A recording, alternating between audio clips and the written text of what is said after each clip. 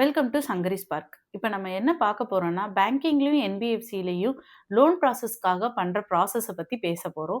இப்போ லோன் ப்ராசஸ்லயும் மேஜரா இஷ்யூவா இருக்கிறது, என் ஃபைல் கொடுத்தாலே ரிஜெக்ட் ஆயிடுது, என்னோட டாக்குமெண்ட் கொடுத்தாலே ரிஜெக்ட் ஆயிடுதுன்னு. அதுல மேஜர் ரீசனா என்ன இருக்கும்னா, சிபில் இஷ்யூவா மட்டும்தான் இருக்கும்.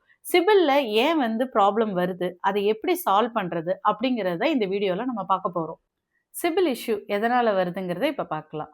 Number 1 delay payment. நம்பர் 2 பேங்கிங்ல ஃப்ரீக்வெண்ட்டாக லோன் அப்ளை பண்ணுறது. நம்பர் 3 ஓல்டு லோன் அமௌண்ட்ல பெண்டிங் வச்சிருக்கிறது. அதை எப்படி இப்போ நம்ம சால்வ் பண்ணலாங்கிறத இப்போ பார்க்கலாம். சிபில் இஷ்யூவை எப்படி சால்வ் பண்ணுறதுங்கிறது இப்போ பார்க்கலாம். ஃபர்ஸ்ட் ஒன், கிரெடிட் கார்டு பில்லை ஆன் டைமுக்கு பேமெண்ட் பண்ணணும். Second one, loan frequent loan நம்ம எடுத்திருக்கோம் அப்படின்னா அந்த லோனோட இஎம்ஐயை கரெக்ட் டைமுக்கு பேமெண்ட் பண்ணணும். ஃபோர்த் இஎம்ஐனா நீங்கள் தேர்ட் டே அக்கௌண்ட்டில் போட்டு வச்சுருக்கணும். நீங்கள் ஃபோர்த் லீவாக இருக்குது, அதனால் நம்ம நெக்ஸ்ட் டே போடலாம் அப்படிங்கிற ஆப்ஷன் நீங்கள் எடுக்கவே கூடாது. ஏன்னா இஎம்ஐயை ஆட்டோமேட்டடில் செட் பண்ணி வச்சுருப்பாங்க. தேர்ட் ஒன், ஒரு லிமிட் உங்களுக்கு கொடுத்துருக்காங்க, ஒரு அமௌண்ட் லிமிட் கொடுத்துருக்காங்க அப்படின்னா அந்த லிமிட்டை நீங்கள் ஃபுல்லாக யூஸ் பண்ணக்கூடாது.